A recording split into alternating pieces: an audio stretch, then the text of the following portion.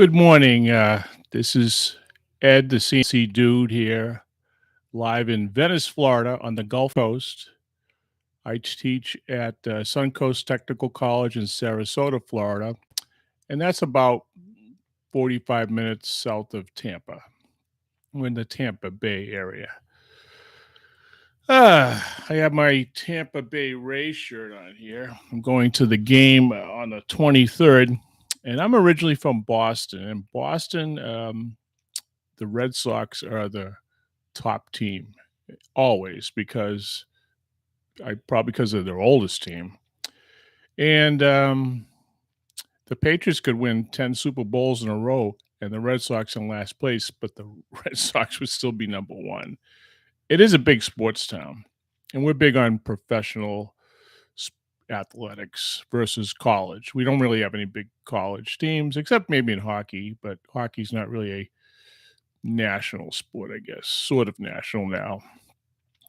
We have the Red Sox in baseball, the Patriots in football, and for a long time, the Patriots were like the fourth team in town, especially when they were called the Boston Patriots in the old AFL, American Football League.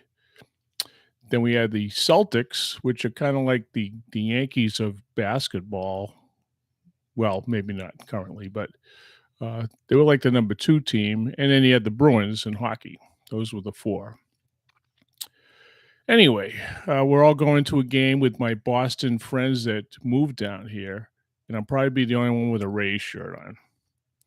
And unfortunately, in the Tampa Bay Rays Stadium, because we have so many transplant people here, half the stadium is usually the other team. It definitely on a Red Sox or New York Yankees game. It's half the other team.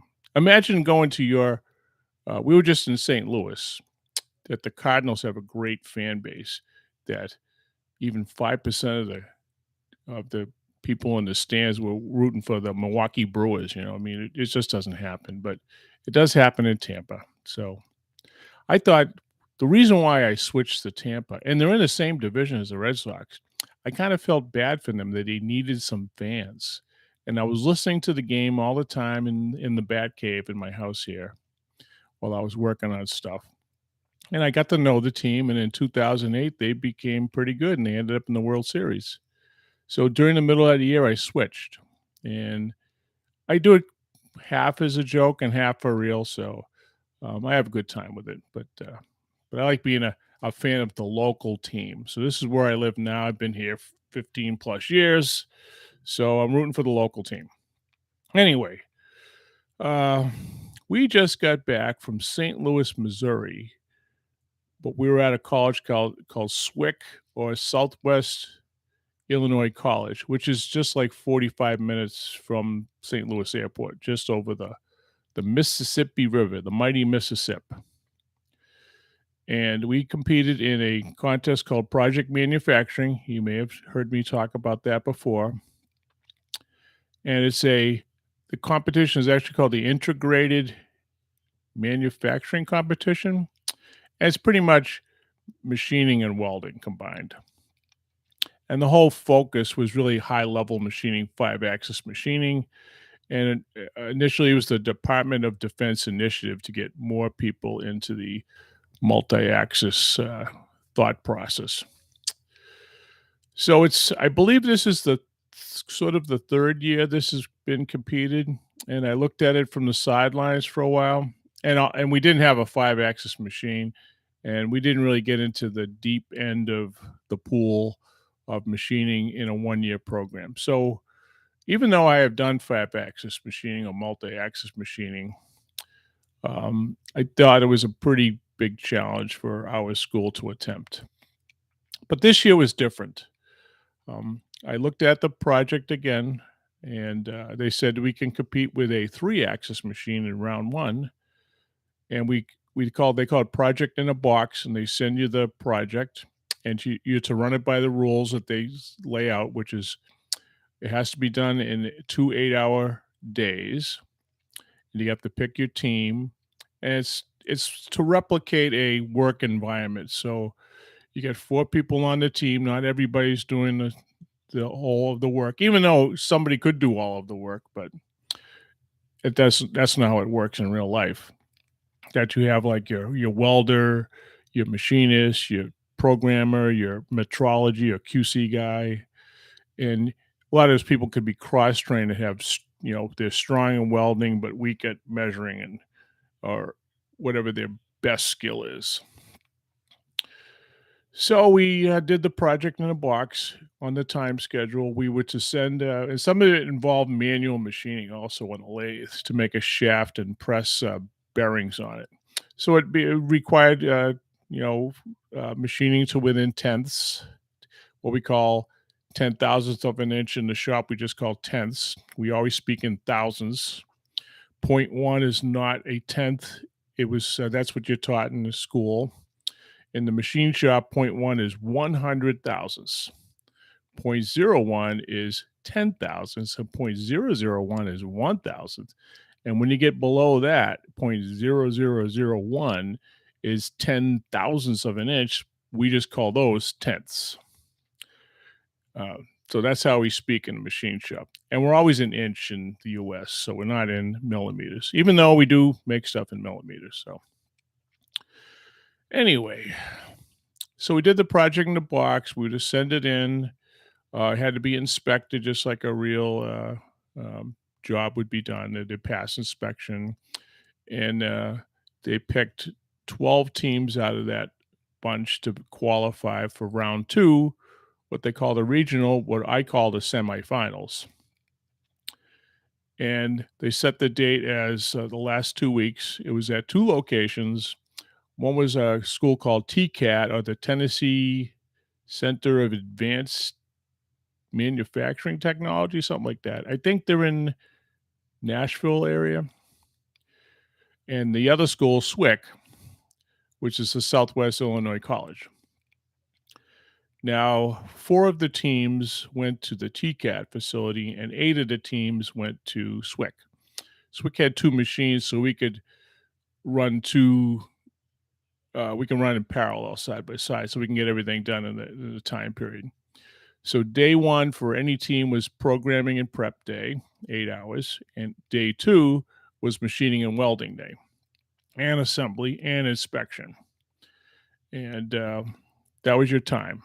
You start off with material. You could choose a method on the 5-axis machine on how you wanted to hold your part. A couple of different methods. Same thing with the welding. You could choose MIG or TIG welding, or a combination thereof. And some of the parts on the welded assembly also needed to be machined. So we had to machine 2 operations on a part that was given to us 1 week prior, so we could prep for that. But we couldn't use the program in the prep. We had to start from square one and prove in front of everybody that we could program the part and figure it out. And they gave us one called a surprise part. So we had to program 2 operations for the neck. We had to program an operation for the welded part, and we had to program 2 operations for the surprise part. We had 5 operations to do on the CNC machine within 8 hours. Plus, and navigate with the welder and machine that part also, and then also inspect and clean the machine, disassemble everything, make sure it's ready for the next group. So those are all points involved. Points for being how many people are on your team. So you had 5 people on your team was costs more than 3 people on your team. So we had 4. If you bought or broke tools, that added to your cost. We didn't break any. If you needed extra material, that was a cost, but we didn't have to use any extra material. We did have to buy 2 soft job blanks. We'd already decided that was the way we were going to hold Operation 2. And that was about it. So, and we just ran it just like we would in a normal shop, like I used to do for many, many years. So my goal was to teach them how to do that. And I have to be hands off at that point. I can't even be assisting them while they're machining. I could assist them before lunchtime or after on the process. But they were all there on their own, like take the training wheels off and here you go. Hope you don't fall down. So here we are, and we've never run a 5-axis machine before. It was a Haas UMC 750 next to a Haas UMC 500, which is just slightly smaller.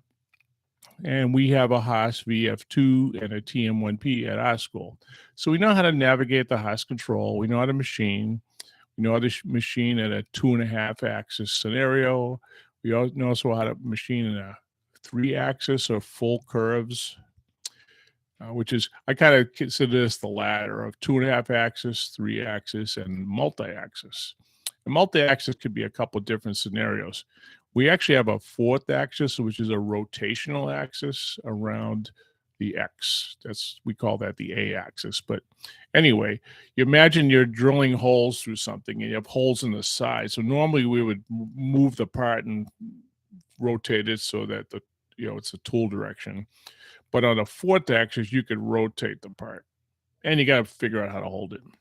The only problem with the 4th axis, you need another angle of attack. That's where the 5th axis comes in. So imagine when my first 5-axis job, I was working at a shop that did, if you can imagine what a turbocharger impeller looks like, it looks like a pump. Wish I had one here. The blades like curve over, so you cannot get under the blade. You got to get some kind of orientation because your tools are straight, they're not curved.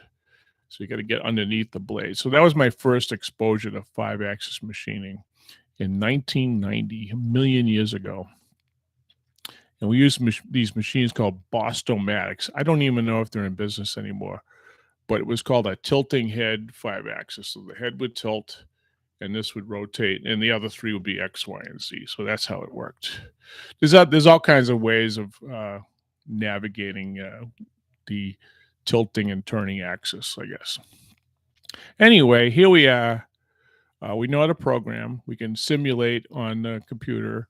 We know how to weld, even though the only welder we have at school is a 110-volt Hobart MIG welder. But that's how we made our part. Even though the weld shop that we were at Swick was great.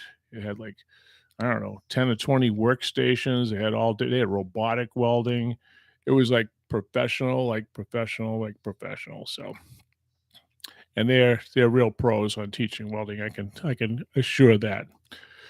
So anyway, we take what we know and we just decided let's just compete. I think we can be competitive.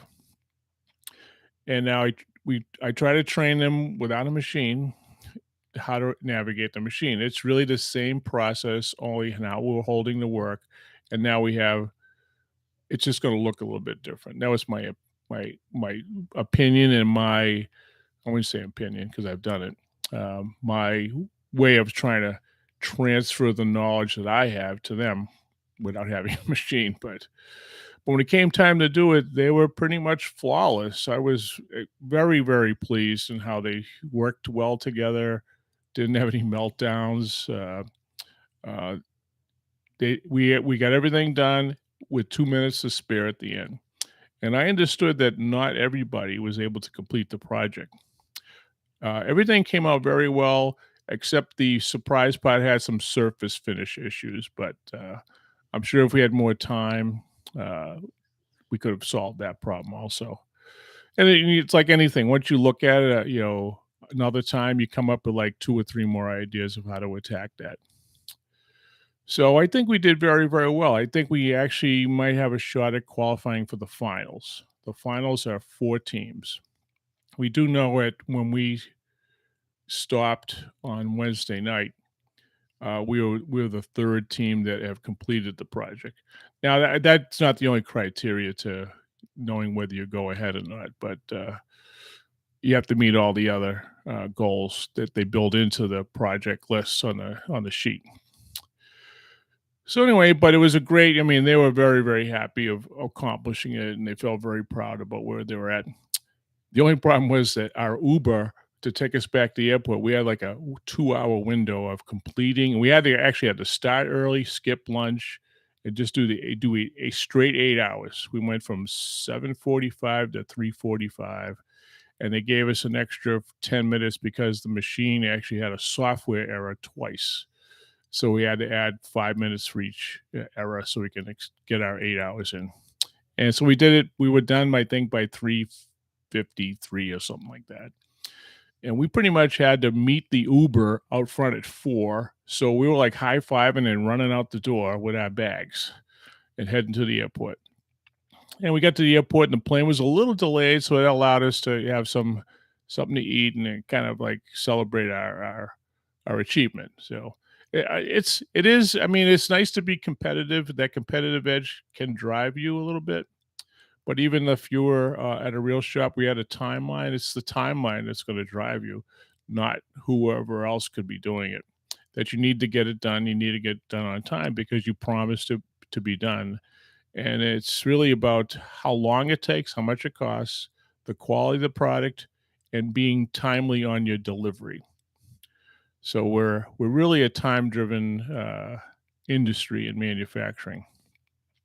But it was a I think it was a very great competition. And I hope we can build on this in future years.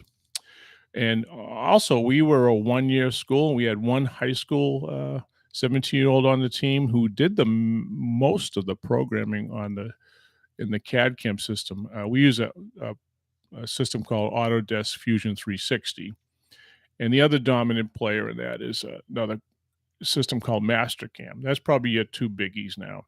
And there's other ones out there. I think once I've ran many different CAD CAM systems like SurfCam and Bobcat and SmartCam and oh, all different versions.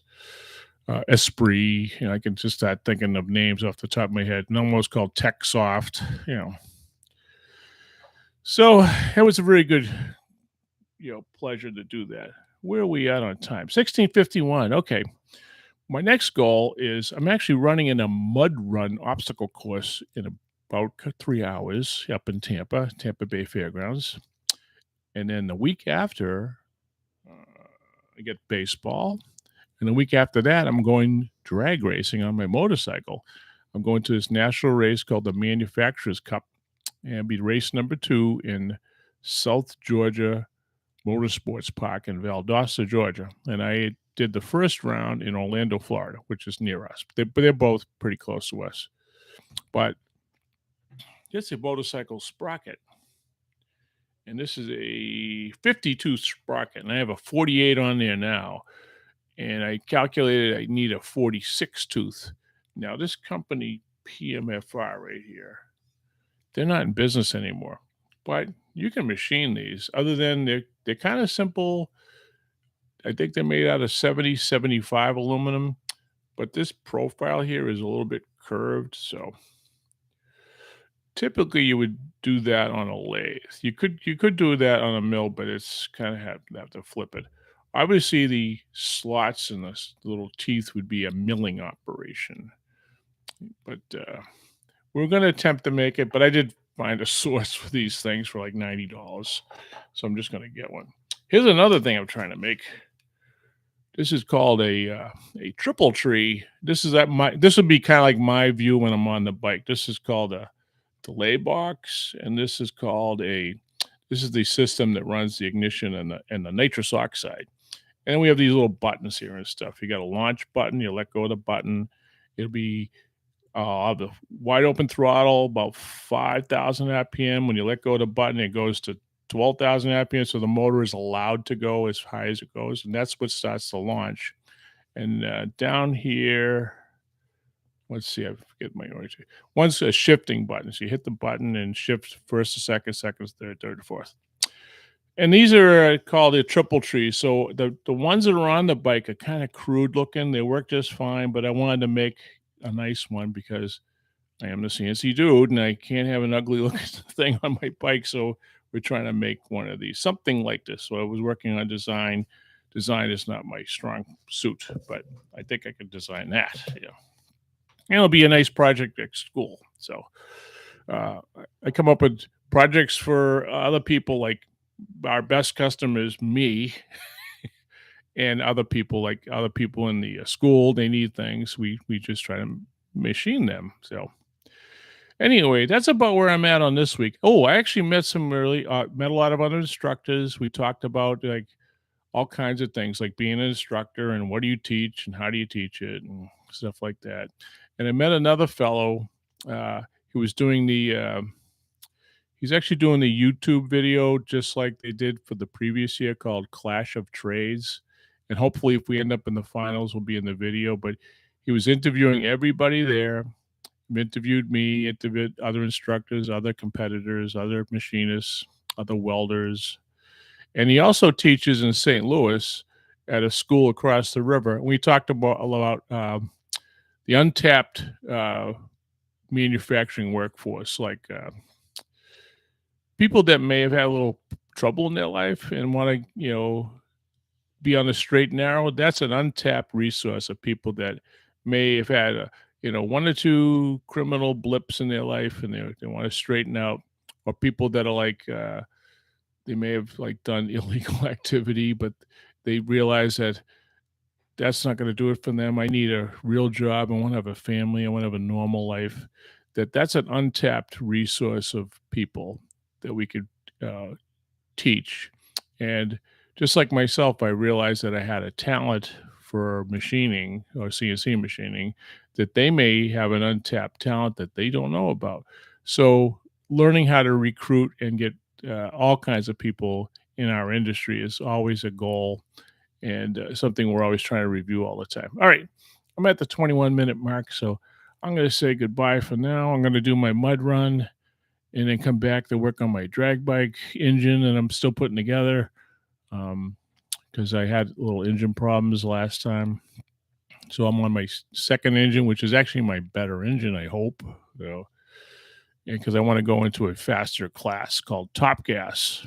And that class runs about 8.2 seconds in the quarter mile, and it's somewhere around, I'd say, 165 miles an hour. So right now I'm in the super comp class, and that's in the 890 range. I've gone 870 on this bike. So, but I should be able to get there with the newer engine and more nitrous. So, to haul my 279-pound body. Plus, I got new leathers. So, all right. Talk to you later and see you next week. Bye. Where do I stop this thing?